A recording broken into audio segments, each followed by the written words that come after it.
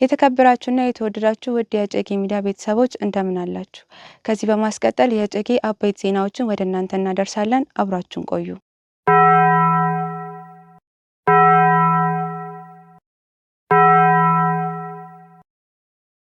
በመጀመሪያም የኢትዮጵያ ኦርቶዶክስ ተዋሕዶ ቤተክርስቲያን ሶስተኛው ፓትርያርክ የነበሩት ብፁዕ ወቅዱስ አቡነ ተክለ ሃይማኖት 38ኛ ዓመት የዕረፍት መታሰቢያ በዓላቸው ግንቦት 28 2018 ዓ.ም በወላይታ ሀገረ ስብከት ርዕሰ አድባራት ወገዳማት ደብረ መንክራት አቡነ ተክለ ሃይማኖት አንድነት ገዳም ብፁዕ አቡነ ይስሐቅ የወላይታ ሀገረ ስብከት ሊቀ ጳጳስና የቅዱስ ሲኖዶስ አባል በተገኙበት በታላቅ ድምቀት ተከበረ። በምንኩስና ስማቸው አባ መላኩ ተብለው የሚጠሩ እኚህ ታላቅ አባት በተለይም በደርግ ስርዓት የነበረው ፈታኝ ወቅት ቤተክርስቲያንን በጥበብና በመንፈሳዊ ስርዓት የመሩ ታላቅ መሪ ሲሆኑ ቅዱስነታቸው በሕይወት ዘመናቸው ባሳዩት ድንቅ የቅኔና የመጻሕፍት ዕውቀት በገዳማዊ የቅድስና ሕይወታቸው እንዲሁም አህጉረ ስብከትን በማደራጀት በርካታ ኤጲስቆጶሳትንም በመሾም ለወንጌል መስፋፋት ያበረከቱት አስተዋጽኦ ታሪክ የማይረሳው ታላቅ የቤተክርስቲያን አሻራ ነው። ይህ የመታሰቢያ በዓል መከበር ቅዱስነታቸው በ1980 ዓ.ም ካረፉበት ጊዜ ጀምሮ ያላቸውን ታሪክ ከማስታወስ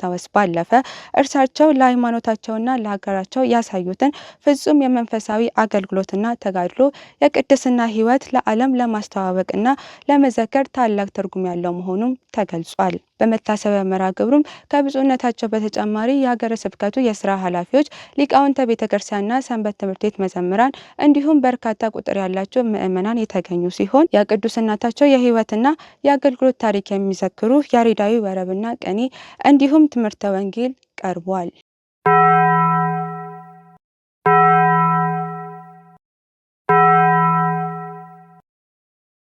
በወላይታ ሀገረ ስብከት በሶዶ ከተማ ርዕሰ አድባራት ወገዳማት ደብረ መንክራት አቡነ ተክለ ሃይማኖት አንድነት ገዳም የበዓለ ጰራቅሊጦስ በዓል ብፁዕ አቡነ ይስሐቅ የወላይታ ሀገረ ስብከት ሊቀ ጳጳስና የቅዱስ ሲኖዶስ አባል በተገኙበት በታላቅ ድምቀት ተከበረ።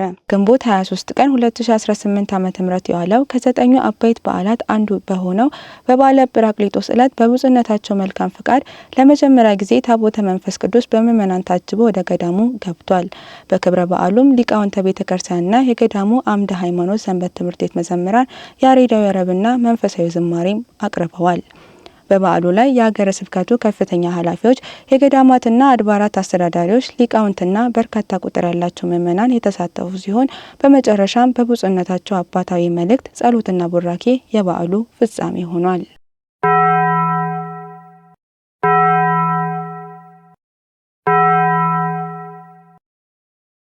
በምስራቅ አርሲ ሀገረ ስብከት በተለያዩ ወረዳዎች በኦርቶዶክሳውያን ምዕመናንና በአብያተ ክርስቲያናት ላይ እጅግ አሰቃቂ ጥቃት መፈጸሙ ተገለጸ። በኦሮሚያ ክልል በምስራቅ አርሲ ሀገረ ስብከት ስር በሚገኙ ልዩ ልዩ ወረዳዎች ላይ በኦርቶዶክሳውያን ምዕመናንና በታሪካዊ አብያተ ክርስቲያናት ላይ እጅግ አሰቃቂ ጥቃት መፈጸሙን የኢትዮጵያ ኦርቶዶክስ ተዋሕዶ ቤተክርስቲያን መገናኛ ብዙኃን አገልግሎት ስርጭት አስታውቋል። ጥቃቱ የተፈጸመው ግንቦት 23 ቀን 2018 ዓ.ም መሆኑ የተገለጸ ሲሆን በዚህም ሰብአዊና ቁሳዊ ውድመት ባስከተለው አሰቃቂ ጥቃት በርካታ ምዕመናን በግፍ መገደላቸው፣ ብዙ ዓመታትን ያስቆጠረ ቤተክርስቲያን ሙሉ በሙሉ በእሳት መቃጠሉና መዘረፉ እንዲሁም ብዙ ምዕመናን መፈናቀላቸው ተገልጿል። ይህንን የደረሰውን ዘግናኝ ጥቃት በማስመልከት የኢትዮጵያ ኦርቶዶክስ ተዋሕዶ ቤተክርስቲያን ፓትርያርክ ብፁዕ ወቅዱስ አቡነ ማትያስ ቀዳማዊ ርዕሰ ሊቃነ ጳጳሳት ዘኢትዮጵያ ሊቀ ጳጳስ ዘአክሱም ወዕጨጌ ዘመንበረ ተክለ ሃይማኖት ጥልቅ የሐዘን መግለጫ የሰጡ ሲሆን ቅዱስነታቸው ባስተላለፉት መልእክት በተፈጠረው የጸጥታ ችግር የተሰማቸውን ልባዊ ሐዘን ገልጸው የመንግስት የጸጥታ አካላት ጥቃቱን እንዲያስቆሙ፣ ዜጎችን እንዲጠብቁና ወንጀለኞችን ለሕግ እንዲያቀርቡ በጥብቅ አሳስበዋል። ፓትርያርኩ አክለውም ምዕመናን በመላው ዓለም ሆነው በጸሎት ከቤተ ክርስቲያን ጎን እንዲቆሙና ከተቀደሰው ስፍራ ለተፈናቀሉ ወገኖች አስፈላጊውን ሰብአዊ ድጋፍና እገዛ እንዲያቀርቡም ጥሪ አቅርበዋል።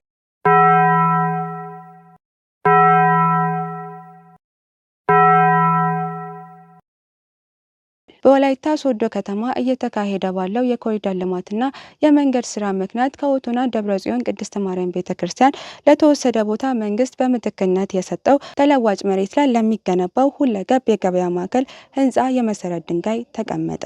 ይህንን የልማት ፕሮጀክት የመሰረት ድንጋይ ያስቀመጡት ብፁዕ አቡነ ይስሐቅ የወላይታ ሀገረ ስብከት ሊቀ ጳጳስና የቅዱስ ሲኖዶስ አባል ሲሆኑ በስነ ስርዓቱም ላይ ባስተላለፉት መልእክት ልማት ለቤተክርስቲያን ዘላቂ ጥንካሬና አገልግሎት አስፈላጊ መሆኑን ገልጸው ምዕመናን በሙሉ አቅማቸው ለዚህ ታላቅ ፕሮጀክት መሳካት የበኩላቸውን ድጋፍና ተሳትፎ እንዲያደርጉ ጥሪ አቅርበዋል። በዚሁ የመሰረት ድንጋይ ማስቀመጥ መርሃ ግብር ላይ የሀገረ ስብከቱ ስራ አስኪያጅ፣ የደብሩ አስተዳዳሪ፣ ሊቃውንተ ቤተ ክርስቲያን፣ የከተማው የመንግስት አመራሮች፣ የሰንበት ትምህርት ቤት ዘማሪያንና በርካታ ምዕመናን የተገኙ ሲሆን መርሃ ግብሩ በብፁዕነታቸው ጸሎትና ቡራኬ ተጠናቋል።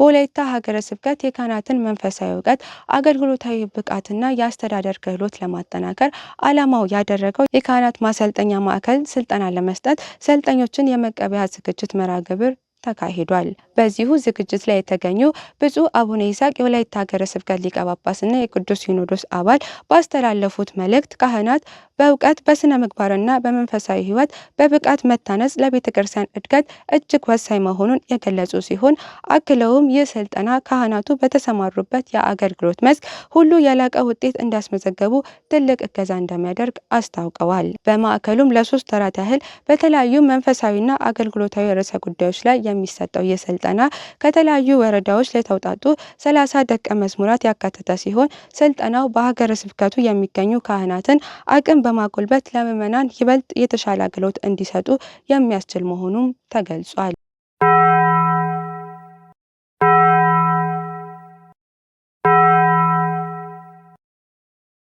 በወላይታ ሀገረ ስብከት በርዕሰ አድባራት ወገዳማት ደብረ መንክራት አቡነ ተክለ ሃይማኖት አንድነት ገዳም የልማት ስራዎች በተጠናከረ መልኩ እየተሰሩ እንደሚገኙ ተገለጸ።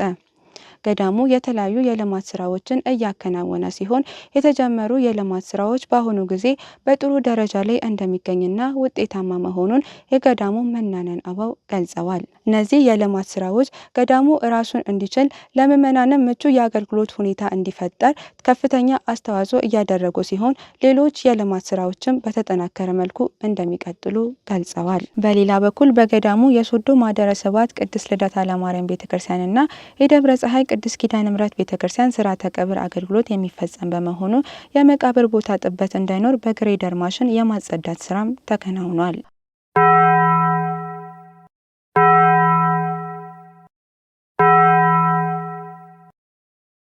በወላይታ ሀገረ ስብከት በዳሞት ሶሬ ወረዳ ቤተ ክህነት በአንጮቾ ደብረ ሰላም መድኃኔዓለም ቤተክርስቲያን ለሚገነቡ ትምህርት ቤትና ክሊኒክ መሰረት ድንጋይ ብፁዕ አቡነ ይስሐቅ የወላይታ ሀገረ ስብከት ሊቀ ጳጳስና የቅዱስ ሲኖዶስ አባል ባርከው አስቀመጡ። ለክሊኒኩና ለትምህርት ቤቱ መስሪያ የሚሆነውን ሰፊ ቦታ ያበረከቱት የብፁዕ አቡነ ይስሐቅ ወላጅ እናት ሲሆኑ ብፁዕነታቸውም ለግንባታው ማስጀመሪያ የሚውል የ50 ቆርቆሮ ድጋፍ በዕለቱ አበርክተዋል። ይህ የልማት ፕሮጀክት ገዳሙ ለሕዝቡ የሚሰጠውን መንፈሳዊና ማህበራዊ አገልግሎት ይበልጥ እንደሚያጠናክረው ተገልጿል።